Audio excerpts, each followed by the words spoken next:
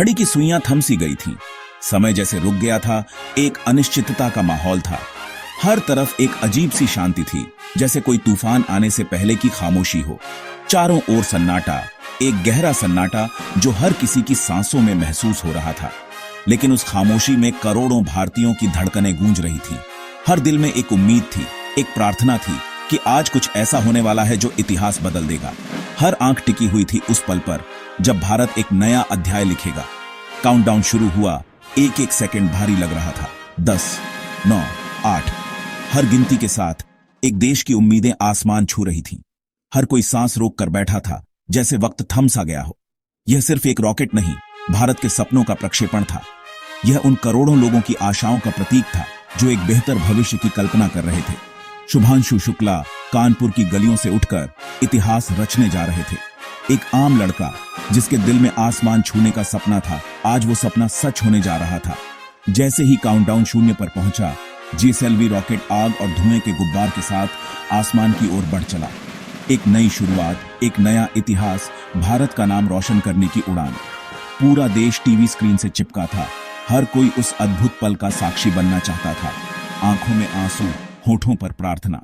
यह सिर्फ एक लॉन्च नहीं था, यह एक उत्सव था, एक देश की जीत का उत्सव। यह कहानी है शुभांशु शुक्ला की, एक साधारण लड़के के असाधारण बनने की। एक प्रेरणा, एक उदाहरण कि अगर दिल में जज्बा हो तो कुछ भी मुमकिन है। यह सफर हर भारतीय के दिल में उम्मीद की नई किरण जगाने वाला था। यह भारत के भविष्य की उड़ान थी, एक ऐसा भविष्य जो उज्जवल और संभावनाओं से भरा हुआ है। कानपुर शहर अपनी ऐतिहासिक गलियों और जीवंत संस्कृति के लिए जाना जाता है। यहीं एक साधारण से मोहल्ले में शुभांशु शुक्ला का जन्म हुआ। उनके पिता एक स्थानीय स्कूल में शिक्षक थे जो बच्चों को ज्ञान का प्रकाश देते थे, और मां एक कुशल गृहिणी जिन्होंने पूरे परिवार को प्यार और स्नेह से बांधे रखा था। एक मध्य वर्गीय भारतीय परिवार जो अपनी सादगी और मूल्यों के लिए जाना जाता है। परिवार भले ही छोटा था, लेकिन सपने आसमान से भी ऊंचे थे। हर सदस्य के दिल में कुछ कर गुजरने की तमन्ना थी। बचपन से ही शुभांशु को आसमान और तारों में एक अद्भुत रहस्य दिखाई देता था। वह घंटों तक तारों को निहारते रहते, मानो वे उसे अपनी ओर बुला रहे हों। हर रात वह छत पर अपनी मां के साथ बैठकर अनगिनत सवाल पूछते थे।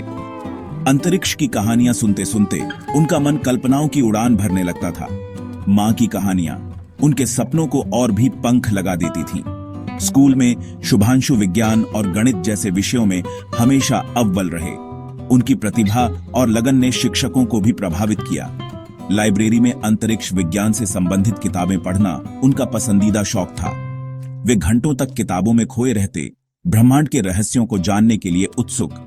कल्पना चावला और राकेश शर्मा जैसे अंतरिक्ष यात्रियों को वह अपना आदर्श मानते थे। उनकी उपलब्धियों ने शुभांशु को प्रेरित किया। उन्होंने अपने मन में ठान लिया था कि एक दिन वह भी अंतरिक्ष में जाएंगे और अपने देश का नाम रोशन करेंगे। यह उनका दृढ़ संकल्प था। यही सपना उन्हें हमेशा आगे बढ़ने के लिए प्रेरित करता रहा, हर मुश्किल को पार करने की शक्ति देता रहा। अपनी मेहनत और लगन के बल पर उन्हें आईआईटी बॉम्बे में एरोस्पेस इंजीनियरिंग में दाखिला मिला। यह उनके सपनों की ओर पहला कदम था। वहां उन्होंने रॉकेट विज्ञान की हर एक बारीकी को सीखा, अंतरिक्ष यान के डिजाइन और निर्माण की जटिलताओं को समझा, और फिर अपनी शिक्षा पूरी करने के बाद वे इसरो में एक वैज्ञानिक के रूप में शामिल हो गए। जब इसरो ने भारत के पहले मानवयुक्त अंतरिक्ष मिशन की घोषणा की तो शुभांशु का सपना सच होने के करीब आ गया। उन्होंने बिना किसी हिचकिचाहट के इस प्रतिष्ठित मिशन के लिए आवेदन किया। एक लंबी और कठिन चयन प्रक्रिया के बाद, जिसमें शारीरिक और मानसिक क्षमता का परीक्षण किया गया, उन्हें भारत के पहले लंबी अवधि के अंतरिक्ष मिशन के लिए चुना गया। यह उनके जीवन का सबसे बड़ा पल था। कानपुर की एक साधारण गली से लेकर सितारों तक का उनका असाधारण सफर अब शुरू हो गया था। ऑपरेशन व्योम संचार भारत की अंतरिक्ष ताकत का प्रतीक था। इसका उद्देश्य था एक भारतीय अंतरिक्ष यात्री को अंतर्राष्ट्रीय अंतरिक्ष स्टेशन पर भेजना और भारतीय तकनीक का परीक्षण करना। इसरो ने नासा और रॉसकोस्मोस जैसी एजेंसियों के साथ मिलकर काम किया।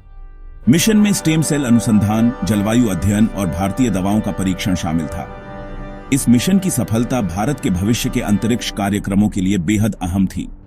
शुभांशु जानते थे उनके कंधों पर करोड़ों युवाओं की उम्मीदें हैं। मिशन की तैयारी में सालों लगे।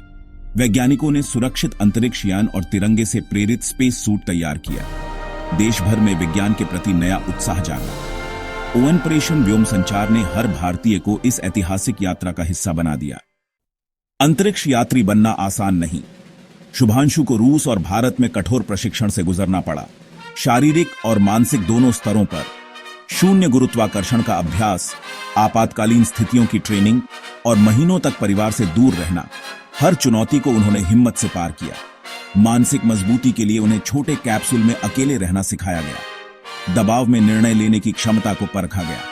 परिवार का समर्थन उनकी सबसे बड़ी ताकत था। पत्नी और माता पिता ने हमेशा उनका हौसला बढ़ाया। वर्षों की मेहनत के बाद शुभांशु पूरी तरह तैयार थे। अब वह सिर्फ वैज्ञानिक नहीं, अंतरिक्ष योद्धा बन चुके थे। प्रक्षेपण का दिन, श्रीहरिकोटा में गहमागहमी, परिवार की आंखों में गर्व और चिंता।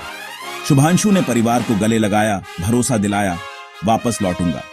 स्पेस सूट में लॉन्च पैड की ओर बढ़ते शुभांशु का हर कोई तालियों से स्वागत कर रहा था। उन्होंने देश की धरती को सलाम किया। काउंटडाउन शुरू, पूरे देश की सांसें थम गईं। प्रधानमंत्री समेत सभी नेता नियंत्रण कक्ष में मौजूद थे। जैसे ही रॉकेट ने उड़ान भरी, देश में जश्न छा गया। धर्म, जाति, राजनीति से ऊपर उठकर हर भारतीय गर्व महसूस कर रहा था। अंतरिक्ष से पहली बार धरती को देखकर शुभांशु बोले, सारे जहां से अच्छा हिंदुस्तान हमारा। यह एक नए युग की शुरुआत थी।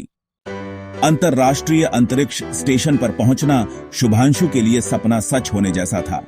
शून्य गुरुत्वाकर्षण में तैरना, साथ ही अंतरिक्ष यात्रियों से मिलना, यह मानवता की एकता का प्रतीक था।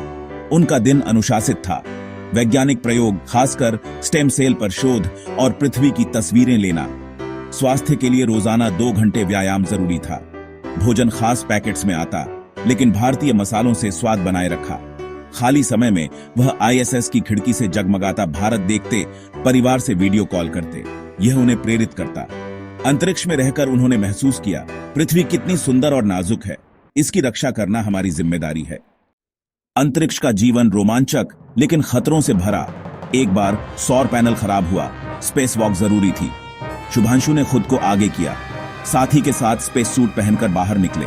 नीचे घूमती पृथ्वी, ऊपर अनंत अंधकार, हर कदम पर जोखिम। तकनीकी समस्याओं के बावजूद उन्होंने सूझबूझ से पैनल ठीक किया।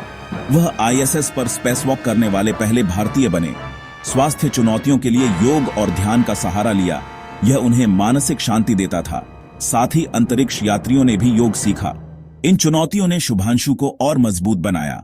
उन्होंने साबित किया, भारतीय अंतरिक्ष यात्री किसी भी परिस्थिति का सामना कर सकते हैं।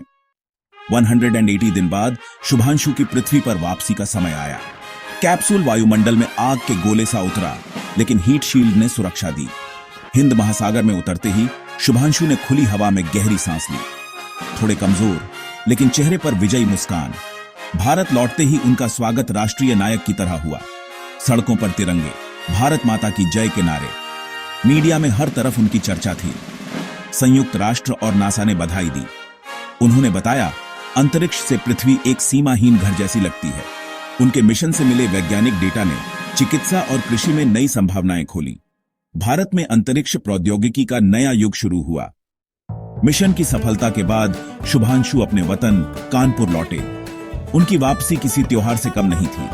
परिवार से मिलना, मां के हाथ का बना वो पारंपरिक खाना जिसका स्वाद वो अंतरिक्ष में भी नहीं भूल पाए, पिता के साथ भविष्य की बातें, यही तो असली खुशी थी जिसके लिए वो इतनी दूर गए थे।